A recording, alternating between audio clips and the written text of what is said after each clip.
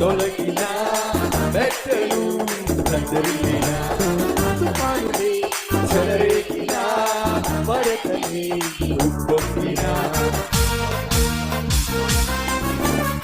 పర్వతాలు తొలగిన మెట్టలు కదిలిన తుఫానులే చెలరేగిన వరకని ఉప్పొంగిన కడకు నీ కడకు ప్రభు యేసే వచ్చుగా నమ్ము ఇది నమ్ము యెహోవా ఇదే కదా కడకు ఈ కడకు ప్రభు యేసే వచ్చుగా నమ్ము ఇది నమ్ము యెహోవా ఇదే కదా దిగులేదా ఓ సోదరా ప్రభువే మనకండగా భయమేలా ఓ సోదరి యేసే మనకుండగా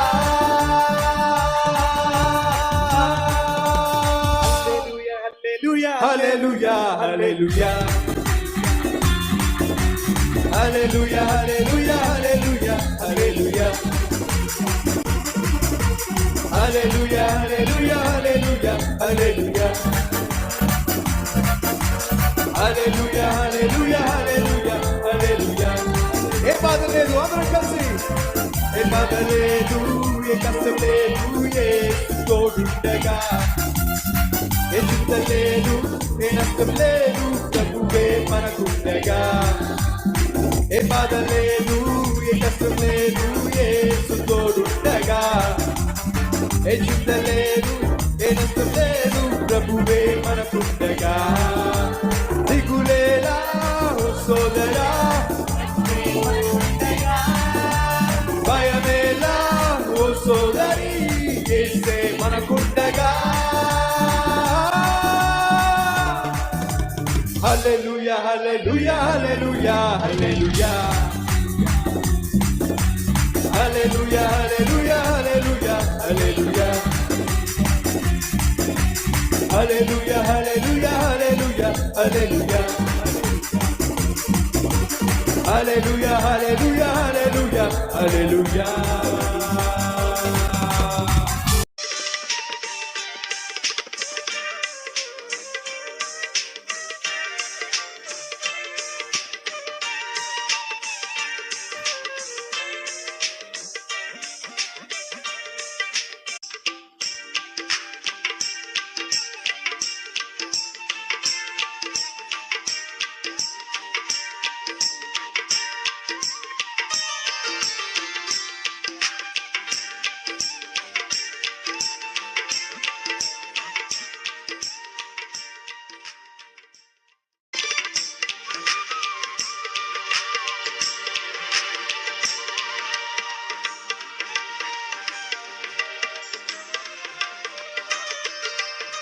సాధారణంగా మనం ఎప్పుడు దేవునికి దగ్గరగా జీవిస్తాం చెప్పండి?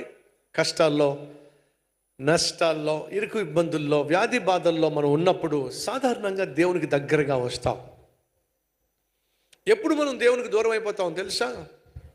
వ్యాధి బాధలు మనల్ని విడిచిపెట్టినప్పుడు, ఆర్థిక సమస్యలు మనల్ని విడిచిపెట్టినప్పుడు, ఆర్థికంగా మనం స్థిరపడినప్పుడు, ఉద్యోగం వచ్చినప్పుడు, ప్రమోషన్ వచ్చినప్పుడు, జీతం పెరిగినప్పుడు, సుఖము సౌఖ్యము సంపద సమృద్ధిగా వచ్చినప్పుడు సహజంగా మనిషి యొక్క నైజం ఏమిటంటే దేవుని మర్చిపోవడం.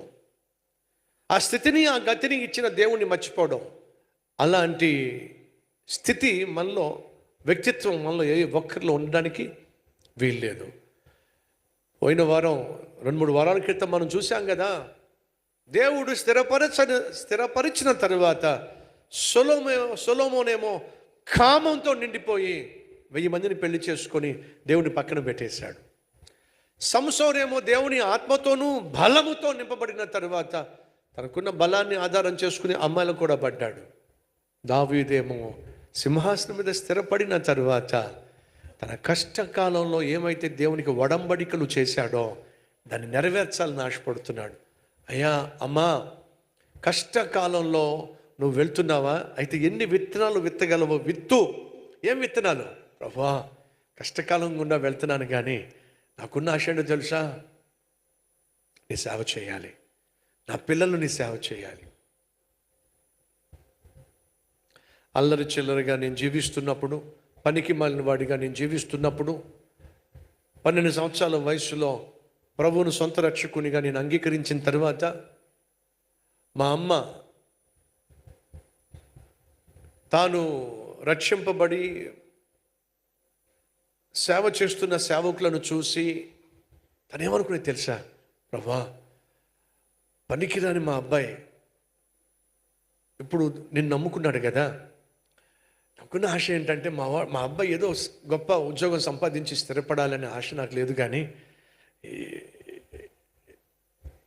అప్పుడు మనకు చదువు సంధ్యలు లేవు, ఎలా పడితే అలా తిరిగాడు, జీవించేవాడు. కానీ నువ్వు రక్షించుకున్నావు కదా, గొప్ప సేవకుడు కావాలని ఆశ అయితే నాకు లేదు. కానీ సేవకుల చేతుల మీద నీళ్లు పోసేవాడైనా చేయి ప్రభు, అది చాలు ప్రభు. ఆ మాట దేవుడు విన్నాడండి. పిచ్చి తల్లి, మీ అబ్బాయి సేవకుల చేతుల మీద నీళ్లు పోసేవాడు ఏమిటి? కొన్ని వేల మంది సేవకులను తయారు చేసేవాడిగా నేను చేస్తా. అడుగుతున్న తండ్రులు తల్లులు, తల్లిగా తండ్రిగా నీకున్నటువంటి కష్టకాలం గుండా వెళుతున్నావు, ఆర్థిక సమస్యలు గుండా వెళ్తున్నావు, బిడ్డలు చదివించుకోవడం కష్టంగా ఉంది, పెంచటం కష్టంగా ఉంది. కానీ నీ బిడ్డల గురించి నీ ఆలోచన ఏమిటి? నీ బిడ్డలను దేవుడు ఏం చేయాలని ఆశపడుతున్నావో చెప్పు. ఈ కష్టకాలంలో దేవుని పట్ల నీకున్న మనస్సు ఏమిటో చెప్పు. నీ కష్టకాలంలో ప్రభువా, ఇలా చేయాలని నాకు ఆశ ఉందయ్యా, నీ సేవకు వచ్చి ఆ సేవలో బలంగా వాడబడాలని ఆశ ఉంది, కానీ నా ఆరోగ్యం సహకరించట్లా. ఆదివారం వచ్చి నీ సన్నిధిలో ఉదయం నుంచి సాయంత్రం వరకు నీ సేవలో ఏదో ఒక పని చేయాలని ఆశ ఉంది నాయన, నా ఆరోగ్యం సహకరించట్లా. ప్రతి మందిరానికి ఈ విధంగా నేను ఇవ్వగలిగిన సహాయం చేయాలి, లేదా కానుక ఇవ్వాలి, లేదా వెళ్ళి నాకున్న తలాంతు, నేను ఒక ఇంజనీర్ని, నేను ఒక బిల్డర్ని, నేను ఒక తాపీ మేస్త్రిని, మందిరంలో నేను పాల్పంచుకోవాలని ఆశపడుతున్నాను, కానీ నాకు శక్తి సరిపోటల్లా. నువ్వు ఈ కష్టకాలంలో దేవునితో ఏ ఒడంబడిక చేస్తావో సహోదరి సహోదరులు, నా దేవుడు ఆ ఒడంబడికను నెరవేర్చగలిగిన శక్తి ఖచ్చితంగా ఇస్తాడు. ఈ కష్టకాలంలో ఎంతసేపు ప్రభా నన్ను కనుకరించయ్యా, నన్ను దీవించయ్యా, నన్ను స్వస్థపరిచయ్యా, నాకు ఉద్యోగం ఇవ్వయ్యా, నాకు ఇల్లు ఇవ్వయ్యా. ప్రభు అంటాడు, దేనికోసం? నా కోసమేనయ్యా, నీ కోసం కాబట్టి నువ్వు కష్టపడు.